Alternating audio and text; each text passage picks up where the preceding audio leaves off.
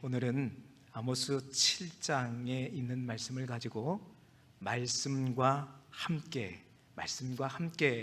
제목하에 하나님의 말씀을 함께 나누도록 하겠습니다.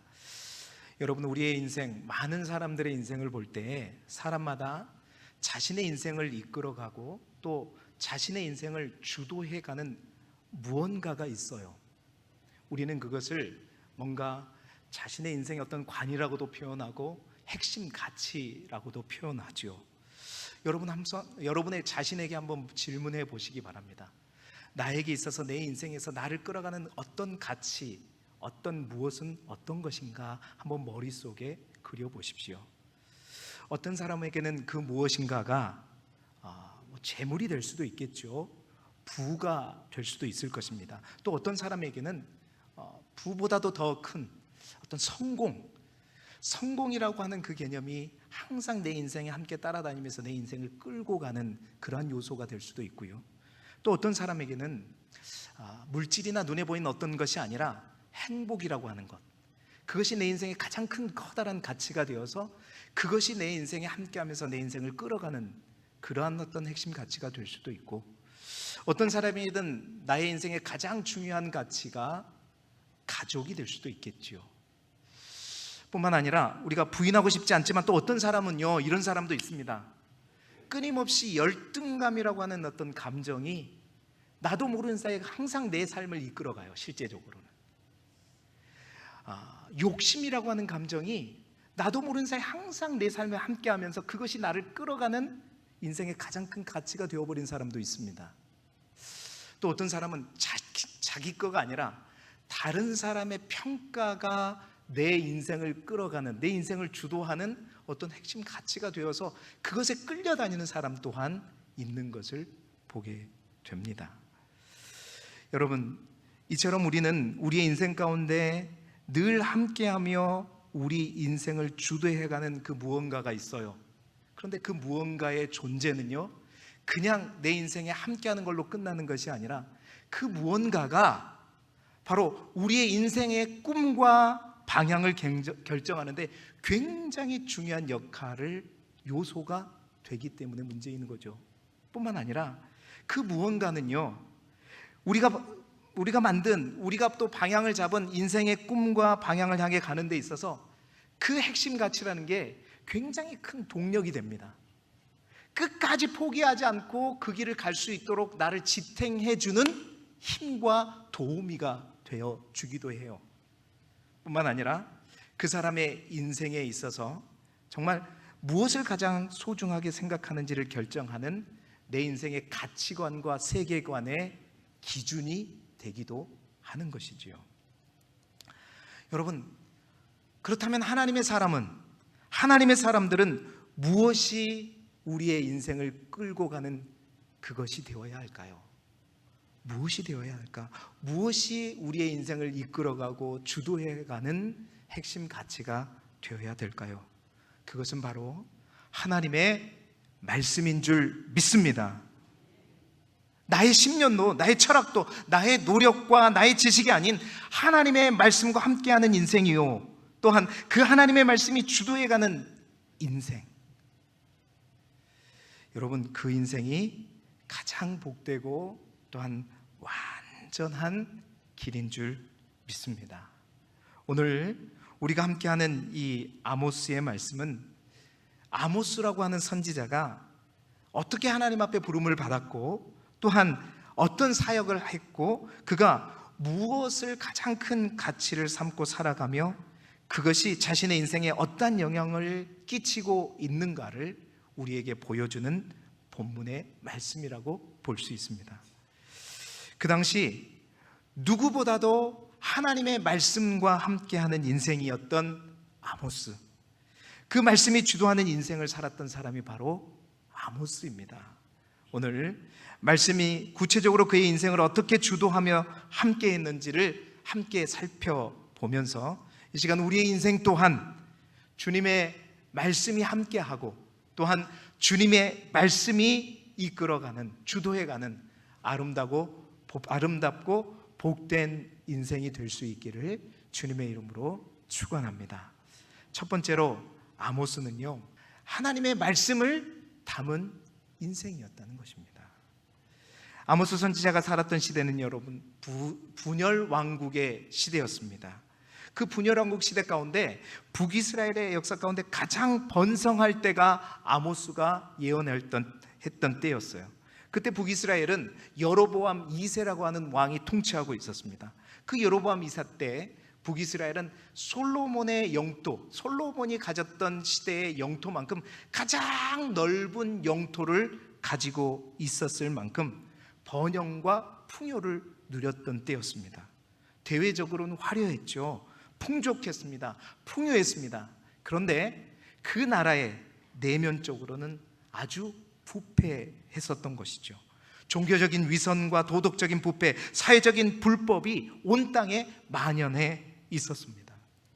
지도자들은 타락했었고요, 제사장들도 부패했었고요, 부자와 가난한 자들은 그 빈부의 격차가 하늘과 땅처럼 양극화되어 갔고요. 그런 가운데 아모스는요, 이러한 북이스라엘 향해 하나님의 말씀을 전하기 위해서 남유다의 드고아에서 온 선지자였습니다. 드고아라는 것은 예루살렘으로부터 남쪽으로 약 20km 떨어진 곳에 위치한 것이죠. 자, 그 드고아에서 온 목자이자 뽕나무를 재배하는 평신도 선지자가 누구였냐면 바로 아모스였습니다. 자, 북이스라엘을 향해 하나님이 주신 말씀과 환상을 통해 거침없이 주의 말씀을 전하는데, 그는 북이스라엘의 근본적인 문제가 무엇인가에 대해서 하나님의 말씀과 더불어 그가 말하고 있어요. 그게 뭐냐면 바로 아모스 8장 11절에 근본적인 이 원인을 설명하고 있는데요, 그 아모스 8장 11절에 보니까 주 여호와의 말씀이니라. 보라, 날이 이를지라 내가 기근을 땅에 보내리니 양식이 없어 주림이 아니며 물이 없어 가람이 아니오 여호와의 말씀을 듣지 못한 기갈이라 말씀하고 있어요. 하나님께서 북이스라엘 땅에, 풍요로운 그 땅에 기근을 보냈다고 말합니다. 그 기근은 다른 기근이 아니라 하나님의 말씀을 듣지 못하는 기간이다. 그러니까 영적인 기근이요, 영적인 기갈, 그것 때문에 어떤 제도의 문제도 아니요, 법의 문제가 아니라 하나님의 말씀이 그들 안에 자리하지 않기 때문에 이러한 타락과 부정과 부패와 이러한 모든 것들이 발생했다라고 얘기하고 있는 거예요. 다시 말해서 그 당시에 많은 사람들이요, 하나님의 말씀을 듣지 못했다는 것입니다. 그 하나님의 말씀을 그들의 마음속에 담지 못했다는 거예요. 오늘 새벽에도 우리가 함께 나누었지만 동시대에 아모스와 함께 예언했던 선지자가 누구냐면 호세아라고 하는 선지자인데, 그 호세아는 말해요, 하나님의 말씀을 가르쳐야 할 제사장들이 타락해가지고 그 하나님의 말씀에 관심을 갖는 것이 아니라 제사장들이 제사의 그 재물에 더 관심을 가지고 그것에만 눈이 띄어져 가지고 그것들만 탐하는 모습들, 제사장들이 말씀으로부터 떠나 있기 때문에 오히려 정치적인 세력들과 결탁해서 자신의 부만 축적하고자 하는 그런 마음을 갖고 있었기 때문에, 여러분, 그렇기 때문에 하나님의 말씀이 온전히 그들 가운데 자리하지 못했던 거예요. 그러니까 그들의 심령은 항상 말씀이 부족했고 그 말씀이 없던 터라 마른 땅처럼 메말라져 버리는, 그래서 갈라져 버리는 그러한 땅의 모습을 갖고 있었다는 것입니다. 여러분, 그런 가운데 하나님은 제사장도 아니고 제사장의 아들도 아니고 선지자도 아니요, 선지자의 아들도 아닌 평범한, 여러분과 같은 평범한 목자요, 뽕나무를 재배하는 한 사람 아모스를 주목하셨다는 겁니다. 왜 하나님은 심각한 영적인 기갈과 말씀의 기갈 속에 있는 그곳에 아모스를 보내고자 하셨을까요? 그가 제사장도 아니고 선지자도 아니었는데 왜 그랬을까? 이유는 단 한 가지입니다. 그가 하나님의 말씀을 담을 그릇으로 준비되었기 때문이었어요. 누구보다도 하나님의 말씀을 향한 열망과 사모함이 있었기 때문입니다. 오늘 성경은 남유다에서 이 아모스가 어떻게 하나님의 그 말씀을 받게 되었는지를 소개하고 있습니다. 아모스 7장 15절의 말씀을 우리 함께 보겠습니다. 함께 읽겠습니다. 시작. 양떼를 따를 때 여호와께서 나를 데려다가 여호와께서 내게 이르시기를 가서 내 백성 이스라엘에게 예언하라 하셨나니. 여러분 잘 보세요. 언제 그가 하나님의 말씀을 마음속에 담게 되었는가? 그가 예배할 때도, 하나님 앞에 제사를 드릴 때도 아니었습니다. 그가 하나님 앞에 기도할 때도 아니었어요. 골방에서 하나님을 찬양하고 예배하고 할 때도 아니었습니다. 언제라고 성경은 기록해요? 양떼를 따를 때다. 여러분, 양떼를 따르다라는 말은 어떤 말이냐면 그의 일상 속에서, 삶 속에서 자신의 일을 하던 중에 하나님의 말씀이 그의 가운데 임하였다는 겁니다. 다시 말해서 여러분의 삶 속의 표현으로 표현하자면, 내가 논에서 모를 심을 때, 내가 밭에서 고구마를 캘 때, 내가 밭에서 옥수수를 딸 때에, 내가 내 축사에서 소에게 먹이를 줄 때 하나님의 말씀이 내 가운데 임하였단 말입니다. 그는 예배당에서뿐만 아니라 성막에서뿐만, 성전에서뿐만 아니라 삶의 현장에서 하나님의 임재를 느꼈고 그 하나님의 말씀을 받을 정도로 말씀의 기갈이 엄청난 그 시대에 하나님의 말씀을 사모했고 그 말씀을 듣고 또 그 말씀에 대한 간절함과 사모함이 누구에게요? 아모스에게 있었던 것입니다. 그 마음의 밭을 가지고 있었다는 것이죠. 사랑하는 여러분, 하나님의 말씀이 우리의 인생을 주도해 나가고 그 하나님의 말씀이 우리 인생의 가장 큰 가치가 되기 위해서 가장 먼저 필요한 것은 뭐냐면 그 말씀을 우리의 심령 가운데 담는 것이 필요한 줄 믿습니다. 우리가 흔히 홍수 때에는요, 물이 너무 많아서 골치죠. 그 물 때문에 어려움을 당하죠. 그런데 그런 말 하잖아요. 그 홍수 때 정작 마실 물은 어떻게 해요? 없어요. 마실 물 때문에 걱정하는 때가 언제냐면 홍수라고 하는 그때입니다. 마찬가지예요. 지금 이 시대가 어떤 시대인가? 목사님들 늘 얘기하잖아요. 말씀의 홍수의 시대라고 얘기하지 않습니까? 여러분 정말 우리 교회만 해도요, 여러분이 말씀을 정말 제대로 듣고자 원하신다는 그런 사모함이 조금이라도 갖고 있다면 요즘 정말로 여러분이 듣지 못한 말씀들을 여러분 마음속에 품을 수 있는 얼마나 많은 여건과 환경이 되어 있는지 몰라요. 뿐만 아니라 여러분이 조금만 인터넷의 힘을 조금만 빌을 줄 안다면은 여러분 무궁무진한 하나님의 말씀이, 정은 목사의 설교는요 아주 세 발의 피예요. 영성이 깊고 훌륭하신 목사님의 말씀이 여러분 이 대한민국뿐만 아니라 전 세계적으로 얼마나 네트워크가 연결돼 가지고 그 풍성한 하나님의 은혜의 말씀이 얼마나 많은지 몰라요. 이러한 시대에 우리는 살아가고 있습니다. 시골 목회자들이 오히려 옛날에는 그랬는지 어쨌는지 안 살아봐서 모르겠지만 여러분 깜짝 놀랐어요. 그러니까 잘못 알고 시골에 목회하러 올 때 이거 이제 말씀 대충 준비하면 되겠다 이렇게 생각하고 왔다가 큰 코 다칠 것 같아요. 여러분의 듣는 귀의 수준이 장난이 아니에요. 장난이에요. 그냥 아이고 뭐 10번 잘하다가 한 번 그냥 꽝 해도 여러분 막 바로 알아요. 아이고 목사님이 이번 주에는 말씀을 제대로 못했구나. 뭐 도시는 오히려 덜 그런 것 같아요. 이 시골교회 이 성도들은 눈에 불을 켜고, 지금도요 여러분 눈에 불을 켜고 저를 보고 있는 모습이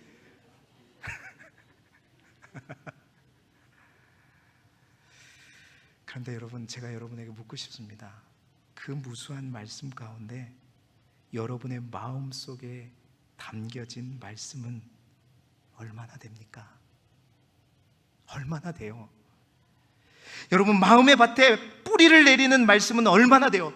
뿌리를 내린다는 말을 여러분 저보다 더 잘 알지 않습니까?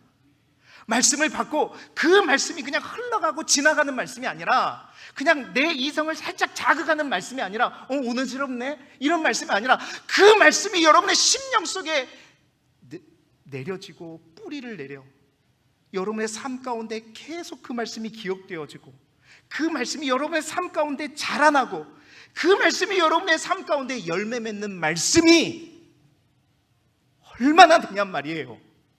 얼마나 되냔 말이에요.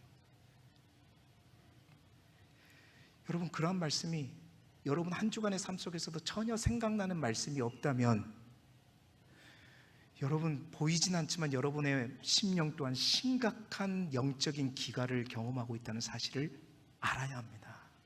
정말이에요. 여러분의 심령은 메말라가고 있고 땅이 말라서 갈라지듯 쩍쩍 갈라지고 있다는 거예요.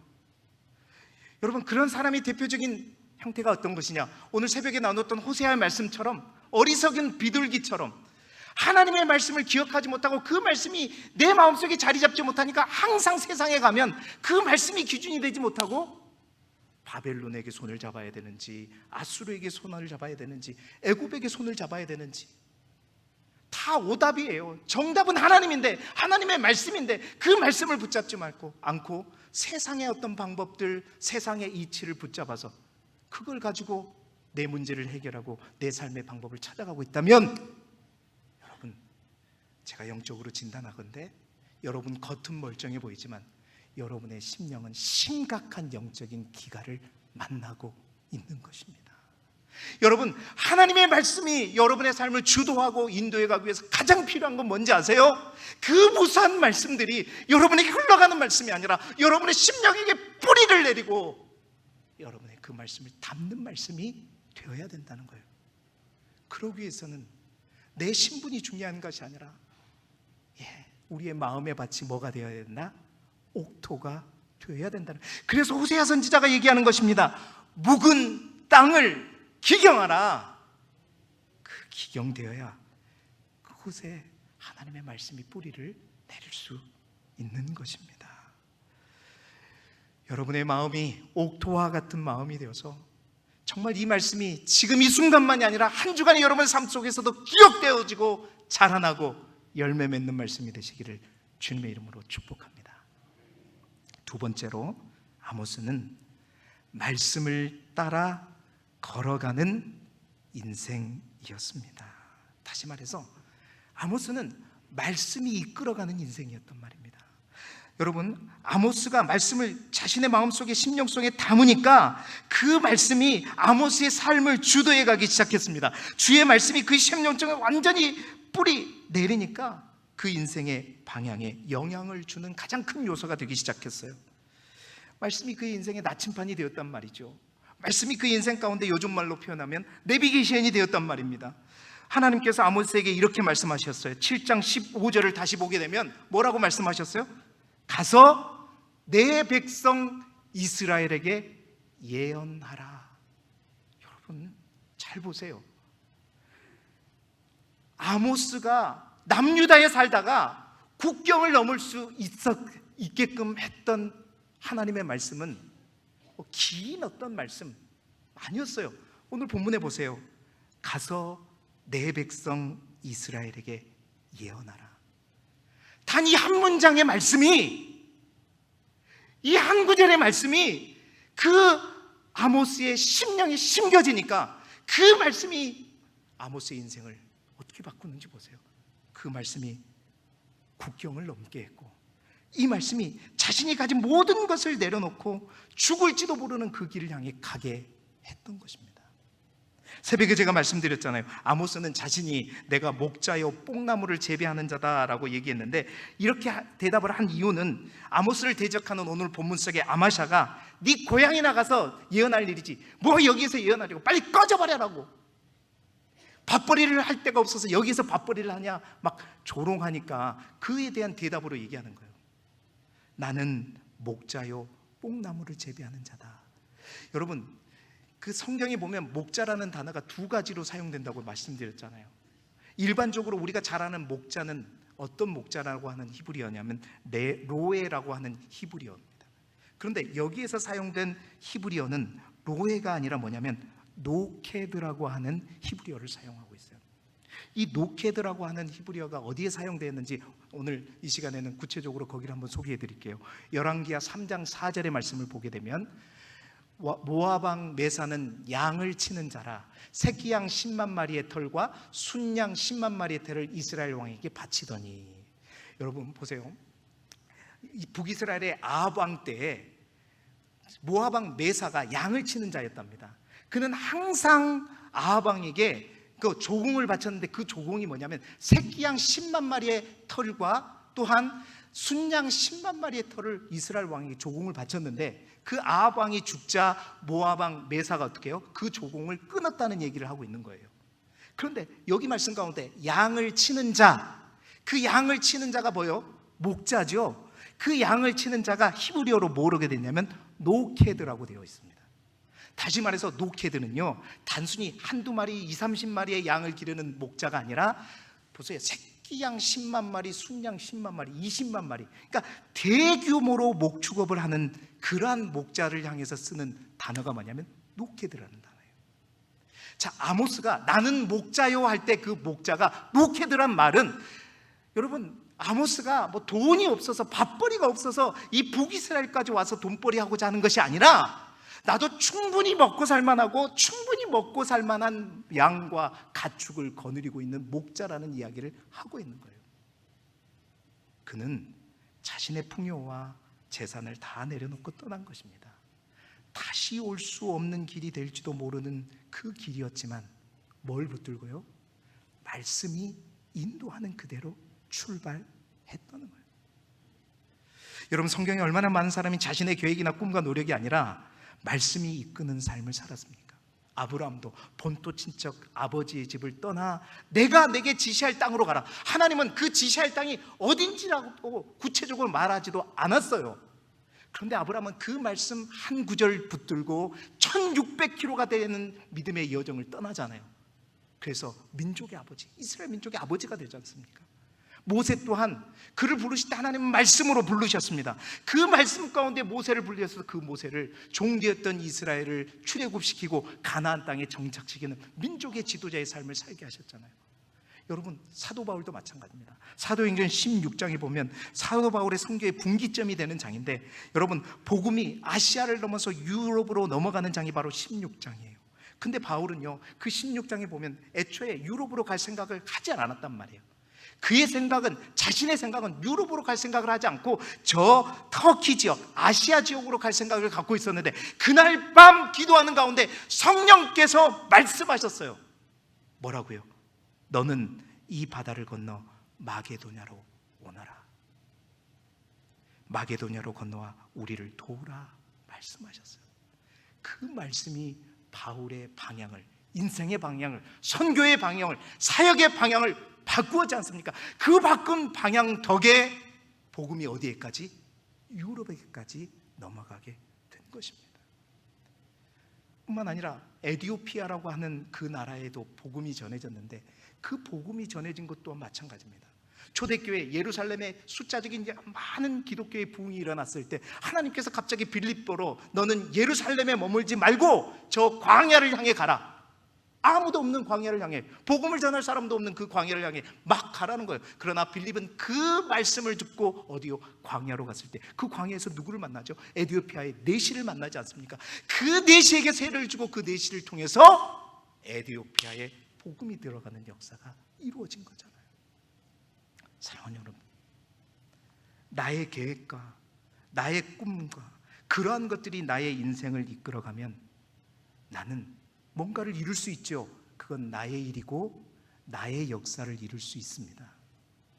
그러나 여러분, 하나님의 말씀이 우리의 인생을 주도해 나가고 그 말씀이 우리 인생의 경로를, 길을 이끌어갈 때 우리가 만나게 되는 일은 나의 역사, 나의 일이 아니라 하나님의 역사요, 하나님의 일이 되는 거예요. 오늘 성경에 이러한 말씀에 이끌려 북이스라엘 땅에 와서 메시지를 선포하는 아모스를 모함하고 조롱하고 위협하는 아마샤가 등장하죠. 여러분, 성경은 오늘 본문을 잘 읽어보면 이러한 아마샤와 아모스를 의도적으로 비교하고 있는 것을 우리는 보게 돼요. 여러분, 오늘 성경 10절에 보니까 아마샤를 뭐라고 표현하고 있냐면 베델의 제사장 아마샤다라고 얘기해요. 베델의 제사장이라는 말은 하나님, 그러니까 뭐 자기들 간에는 하나님을 예배하는 성소의 제사장이라는 말은 오늘날로 말하면 뭐예요? 목사라는 얘기입니다. 목회자라는 말이에요. 뭔가 자격을 갖춘 제사장 아마샤로 소개하고 있어요. 그런데 성경은 그 아모스는 어떻게 성경하고 있어요? 목자요, 뽕나무를 재배하는 자다.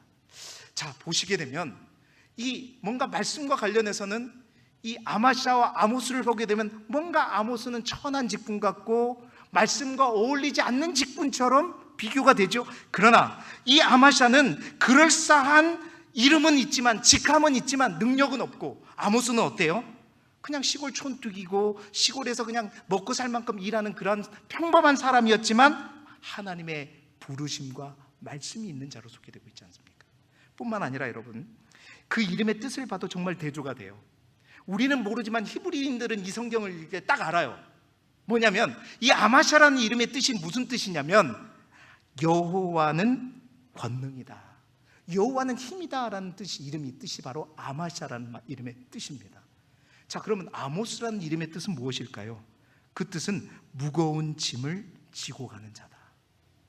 우리는 아마샤, 아모스 뜻이 모르기 때문에 모르지만 이스라엘 사람들은 이 성경을 딱 읽을 때, 야, 이름만 봐도 아이고 아마샤가 대단한데, 아모스는 별거 아닌데, 그냥 무거운 짐을 지고 가는 그런 인생을 사는 사람인데 라고 얘기하고 있는 거예요. 그런데 여러분, 그 두 사람 중에 진정으로 하나님의 말씀이 이끌어가고 말씀 위를 따라 걸어가는 인생이 어떤 길을 가는 인생입니까? 누구의 길입니까?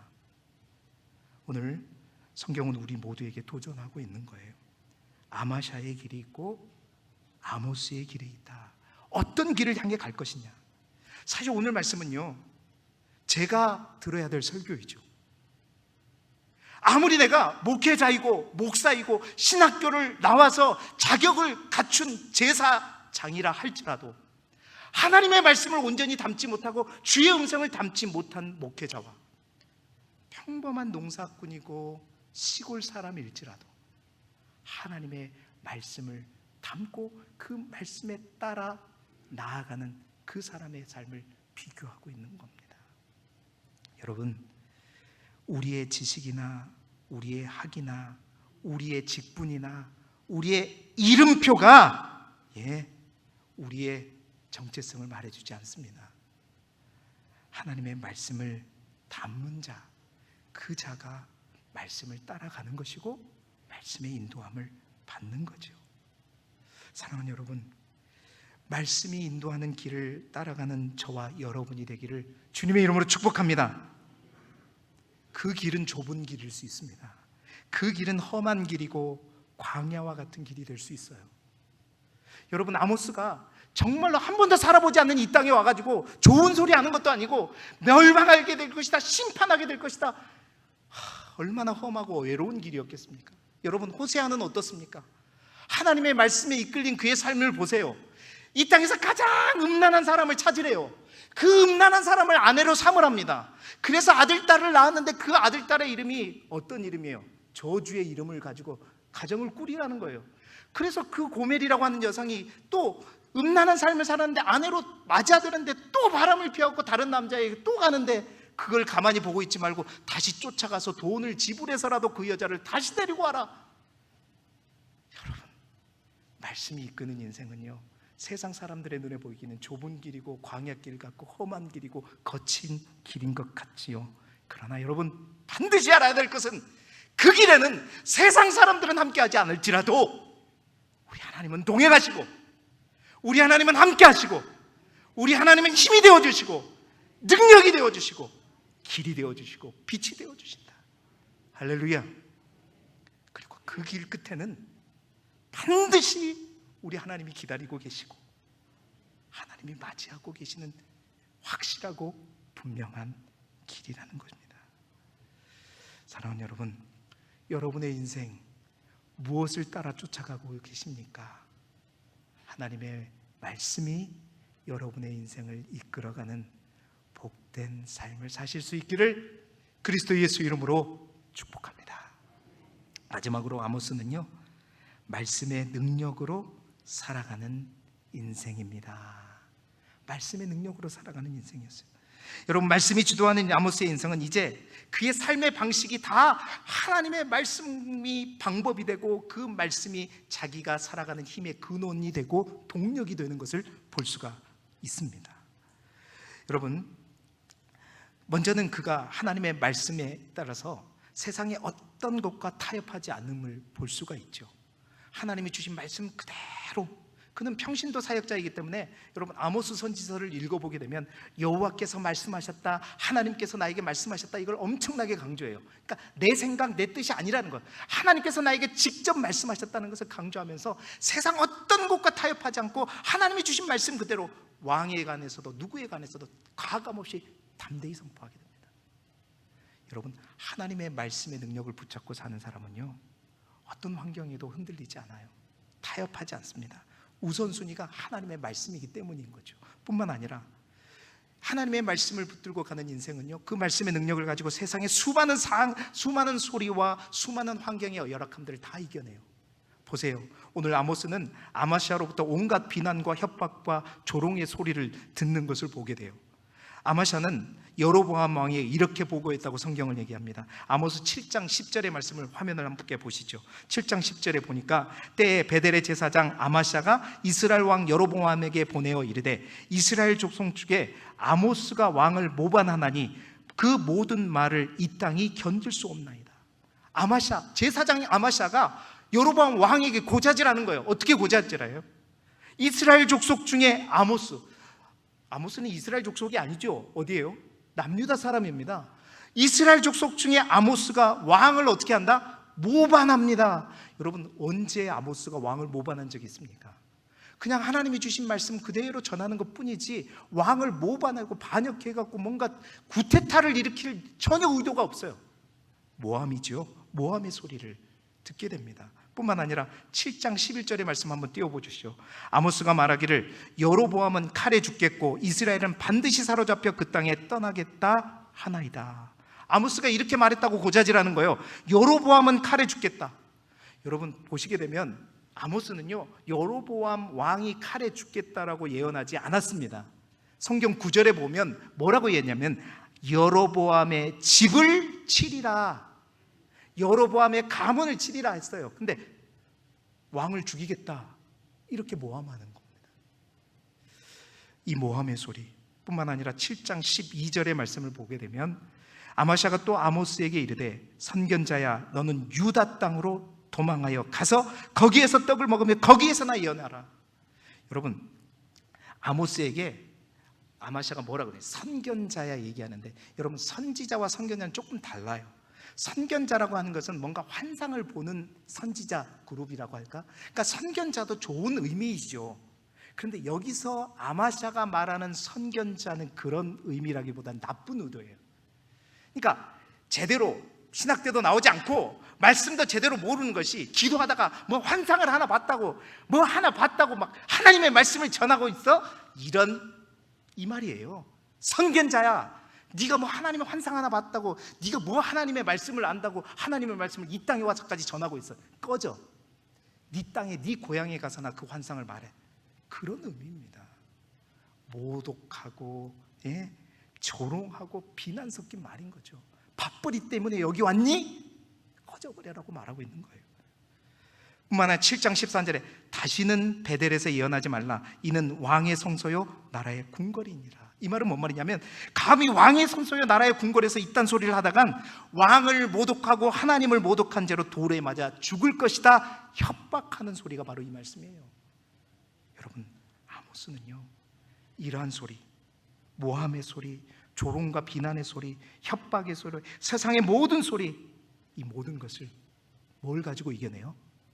하나님이 주신 그 한 문장의 말씀, 나를 이 땅에 보내신 그 말씀을 의지하면서 그 말씀의 능력으로 다 물리쳐 내는 것입니다. 여러분, 그렇습니다. 하나님의 소리를 들은 자는 세상의 소리, 사람의 소리를 이기는 거예요. 하늘의 소리를 들은 자는 땅의 소리를 이기는 것입니다. 여러분, 큰 소리를 들은 자는 작은 소리가 들리지 않는 거예요. 큰 소리를 못 들으면 어떻게 해요? 작은 소리가 크게 들리는 겁니다. 진리를 모르면 진리 아닌 소리가 크게 들리는 것이고, 그러나 진리를 알면 진리가 아닌 수많은 소리가 들릴지라도 다 지나가는 소리로 들리는 것입니다. 진리를 모르니까, 진짜를 모르니까 자꾸 아닌 것들에게 마음이 뺏기고 생각이 빼앗기고 미혹을 당하게 되는 것입니다. 여러분, 큰 소리 들어보세요. 큰 소리가 들리면 작은 소리는 다 묻혀요. 아무것도 들리지 않는 것입니다. 하나님의 소리가 그 마음속에 가득한 사람은 세상의 소리를 이기는 거예요. 어떤 비난과 조롱과 협박이 다가올지라도 그 소리가 들리지 않아요. 그 소리가 지나가는 소리로 들리는 것입니다. 말씀으로 세상의 소리를 이겨내는 것이고, 오히려 그 말씀을 가지고 자기를 힘들게 하고 위협하는 그 모든 자들 다 물리치는 거예요. 그래서 16절 17절의 말씀을 보세요. 이 아모스는 이제 너는 여호와의 말씀을 들을지니라. 여호와께서 이와 같이 말씀하시기를. 하나님의 말씀을 가지고 아마시아를 완전히 물리치는 모습을 보게 되는 것이죠. 사랑하는 성도 여러분, 이제 말씀을 마무리합니다. 말씀이 함께하는 인생과 말씀이 함께하지 않는 인생의 차이점, 겉으로 보기에는요 똑같아 보입니다. 여러분 안에도 말씀이 함께하는 인생이 있고, 말씀이 함께하는 인생처럼 보이지만 전혀 말씀과 함께하지 않는 인생이 있어요. 겉으로는 똑같아요. 직분으로는 똑같습니다. 그러나 그 결과는 전혀 다릅니다. 말씀의 기갈은 눈에 보이지 않는 기갈입니다. 그러나 그 기갈이 얼마나 큰 인생의 어려움을 갖게 되는 거냐.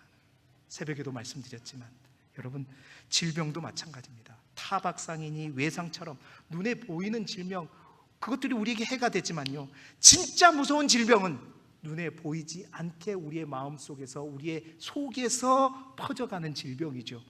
겉으로는 멀쩡해요. 보이지 않아요.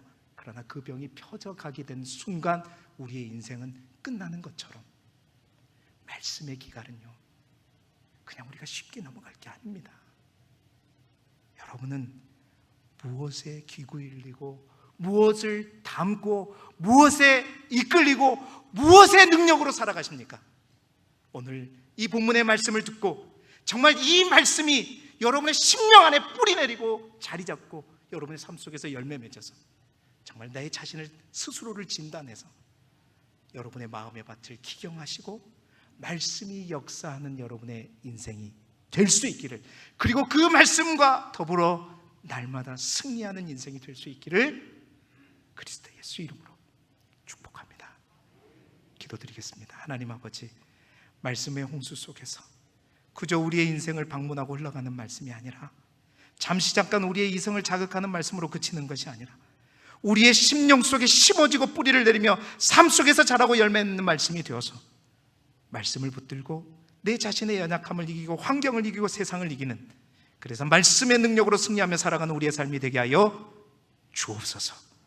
말씀을 통해 우리의 인생의 집을 잘 짓고 잘 짓는 복된 삶을 살아가게 하여 주옵소서. 예수 그리스도 이름으로 기도드리옵나이다. 아멘.